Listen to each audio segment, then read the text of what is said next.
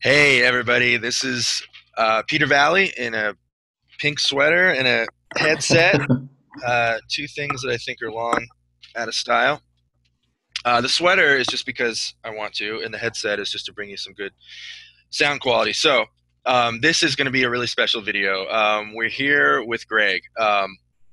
Greg did $1.5 million in sales last year with used books. And we're going to get into Greg's story and all of that in a second. The reason I want to have Greg, well, one, because his story is just the coolest ever, but also it kind of coincides with the book I'm putting out on the 16th called Social Sourcing Secrets. And it's one of the bonuses that's going to come with blind spot profits, which I've already, I think, sufficiently hyped up. And what this book is an overview of the power of relationship-driven sourcing with Amazon. And Greg is like the Lord, King, God of social sourcing. So fundamentally, this is about using relationships to drive Amazon profits and sales and inventory and so forth. So we're going to get into the fundamentals of social sourcing. Now, Greg is kind of he hasn't exactly existed in the shadows, but I don't know if Greg has ever told his story, at least to the Amazon selling community. So this is going to be really exciting. Greg, I hope you don't mind me teasing something a little bit. So Greg and I have spoken a little bit. Greg has a system, and it is a system that can be. And Greg, I can edit this out later if you don't want me saying any of this. But Greg has a system that can be duplicated. So Greg, in one form or another, sometime in the future is going to figure out a way to teach his system to the masses. So that's just kind of a mini teaser for something. We don't know what form, Greg doesn't know what form it's going to take, multimedia, book, whatever, but in some way or another, you're going to get to hear Greg's system eventually. So that's really exciting. But let's just put that on pause and hold your breath, and that will happen in near time. So let me tell you why Greg is the real deal. There's a lot of mega booksellers out there, and they're kind of faceless, and they might have like venture capital money, and they're sort of it's a business, and it's a business for all of us. But why I think Greg is really cool is that he got his start just like most of the rest of us, sourcing books one at a time. But what makes Greg different is he figured out a way to scale up his business, which is one thing that 99% of us never do. So Greg's obviously a smart guy. So Greg, let's just get into it. Let me kind of start like in the present, and then we're going to jump back. So Okay. tell everybody where you are right now in your business, the numbers you don't mind divulging, keep whatever you Mhm. want private, but in terms of sales, volume, all of that, tell us where you are in your business. Well, right now, we just added a second shift to where we're trying to move from running our line for 8 hours a day to 16 hours a day. And so we hope to be, by the end of the first quarter, to be ramped up to running 20 loads of books a month through our system. That's 20 trailer loads, which is 20 tons per load. So that's 400 tons of material per month is where we'd like to be by the end of the quarter. Wow, incredible. And do you want to talk about sales or? Oh yeah, sure, sure. We're running. Last year we ran about 1.5 million, like you said. That includes all the shipping credits and all that kind of stuff. And this year I really think that we're going to at least double that. I really, really do. Wow, that's incredible. That's incredible. Um, okay, so take us back to the beginning. I think when we spoke, you had said for the first couple of years of your business, and I think your business is about 4 years old. Is that accurate? Yeah, we just finished our fourth year. Okay, so the first couple of years, you I think were sort of selling like the majority of Amazon sellers, and then you took a dramatic shift about 2 years ago. But take us back to the beginning. How did you get started? I was incredibly broke, just probably like a lot of guys that get started selling stuff on Amazon. My wife, who was my girlfriend at the time, was actually selling her clothes on eBay. And so she found I was in graduate school, or it was either my senior year or I had just started graduate school, and I had a whole bunch of AVCon textbooks, and so we found out that those were worth a little bit of money, and so we sold all those and made I think like $700 or $800, which was a ton of money to us back. That's a lot of ramen noodles. So we were able to, So that really helps. And so when I started graduate school, we got a stipend every quarter because I was some kind of program, and so it was like $2,000 or $3,000. I can't remember now, but at the time, I wanted to take that money and buy textbooks with it, and my wife said no, and I did it anyway, like an idiot. And I got lucky because at the time we were just in the middle of textbook season. I bought I think 50 accounting books at $30 a piece and sold them for like $100 each. So I got really lucky that it wasn't like March and I spent all that money on textbooks. So I went from there and then I started buying one at a time on Craigslist and then going to library sales and bookstores like everybody else. Um, but really from there, the revenue started increasing and I started to do a lot of things you talk about in your material. You talk to some recycling folks, even do a little bit of dumpster diving, maybe that kind of stuff, going to thrift stores, all that fun stuff. And we just wanted to systematize that to where I found out really early that I did not like to ship books. That was not very fun. So the very first thing I did was had my wife start to do all the shipping so I could spend more time sourcing. And then from there, we just grew. We did about 170,000 our first year, and then we more than doubled every year after that. Wow, incredible. Wow, that's so incredible.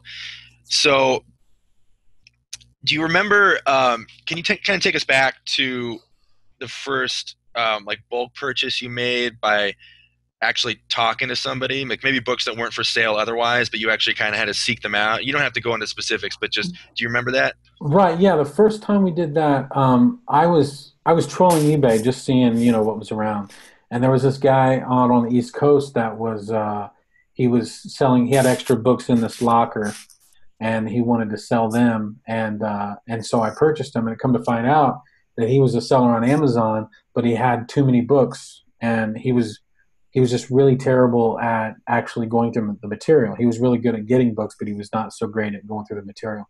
And so we started buying loads from him, and they charged us way too much money.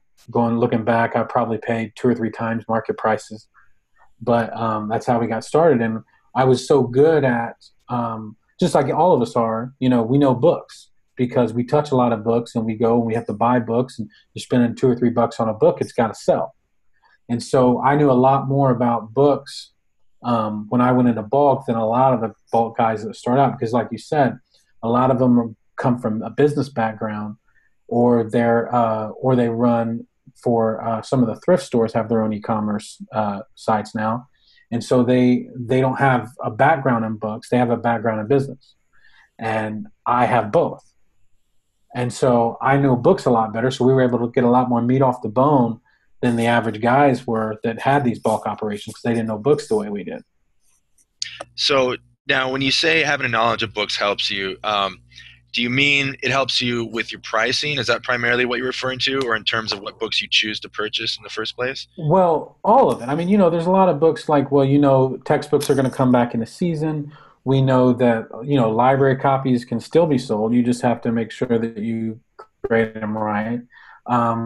We know that if you know anything about books, you know that books over 1 million, you certainly should keep those. If they're worth more than 10 or $15 all day long, no matter what the rank is, we'll keep them and put them in a corner somewhere. But a lot of places think, they got to turn their material fast. I know there's a lot of mid-sized organizations that won't sell anything ranked above 1 million because the people that started the business heard from Endava or one of those big inventory management software companies, you can't sell anything over 1 million. And so because they don't know anything about books, they just leave all that meat still on the bone. That is, it's so cool to hear you say that, because that's in the book I'm about to put out, it's called Blind Spot Profits, but I have a whole chapter on there on sort of dispelling the myth about poorly ranked books. And so it's interesting to hear you talk about how the bigger guys, I mean, would you say that's pervasive throughout? I mean, given what insight you have into the bigger guys, that's pervasive throughout the sort of top tier mega booksellers? Well, what I would say, it's hard for me to discuss. I don't know anybody else's business but mine. But I would say that that at least, maybe not the mega booksellers, but the places where you're going to be getting your bulk material, those places, I buy from people that sell online. I buy from organizations that sell online, but they're so bad at it that I make tons of money that they leave on the table. I don't know if you know about the book Margin of Safety. I don't. It's No, I that don't. one that sells.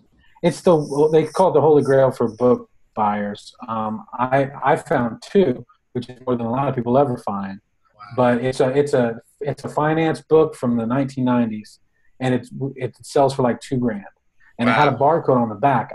I bought that book from a company that sells online. They get donations to them and they sell online. They just didn't bother scanning it because it was so old and funky looking. And we made like over $2,000 on it. Oh my God. You know what? So people are bad at it. The whole point is people are not very good at this. It, And just because they have high sales, that doesn't make them good at it.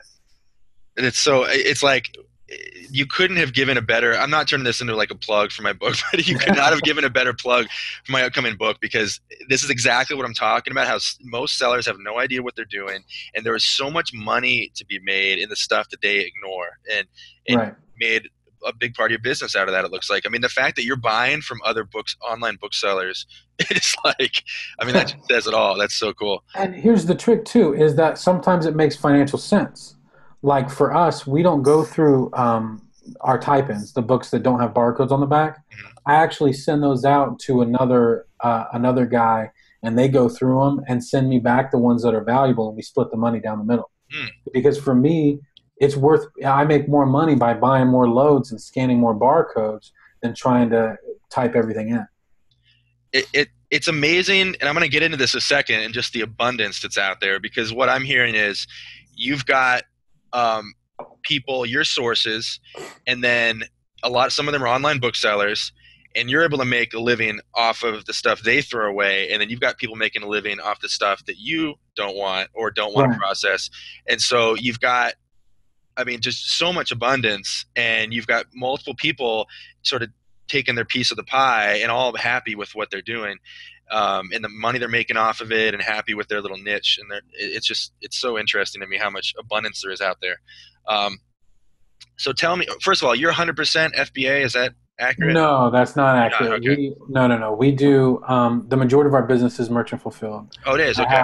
I have about 60 or 70,000 titles on my shelves, and then another 50 or 60 in Amazon's fulfillment center. Okay. Okay. Um, I think I'd have to look, but I think that's about right. Okay. Got it. And so it was about 2 years ago that you switched entirely over to the model that you have now. Is that right? Yeah, I would say about 90%. Yes, Okay. yes. And at the time, these are books. They come in Gaylord boxes, right? The 4 foot by 4 foot by 4 foot high boxes, and a truckload has between 44 and 50 of them on there.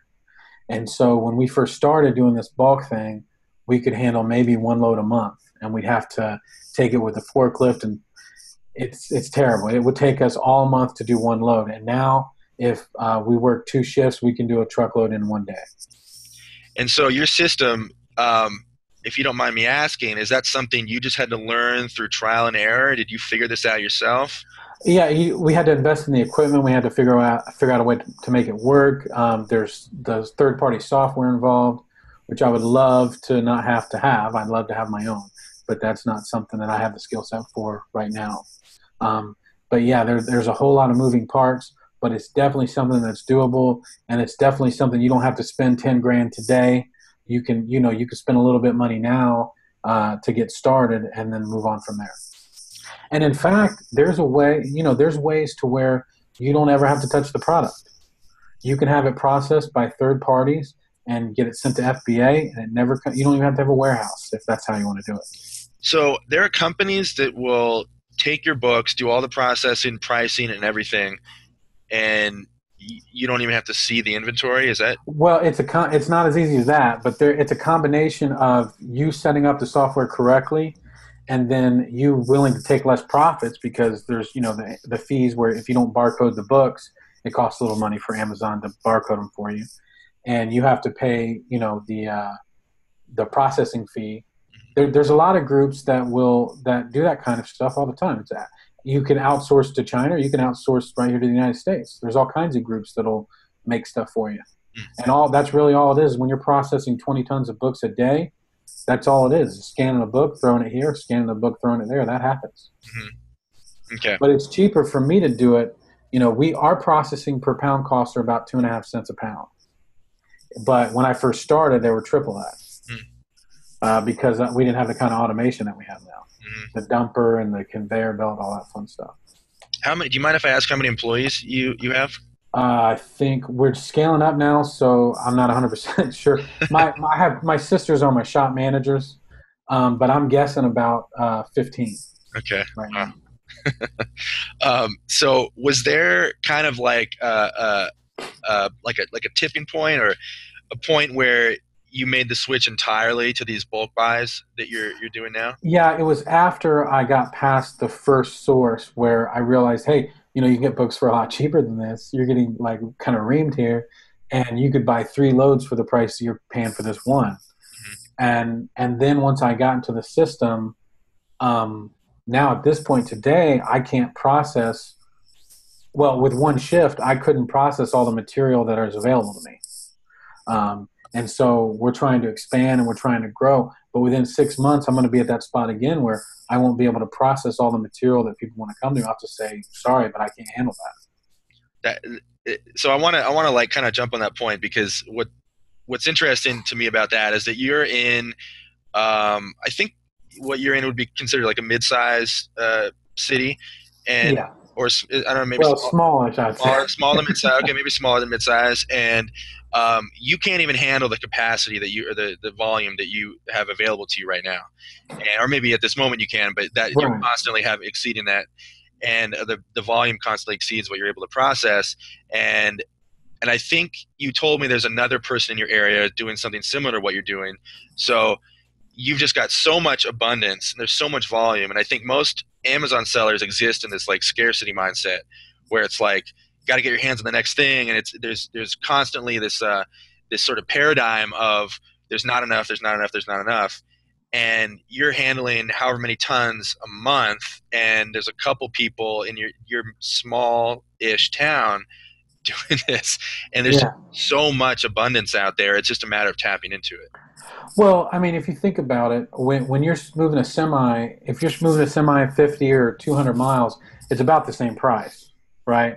So when you have any place within 200 miles of you, you can get material from that cost about the same.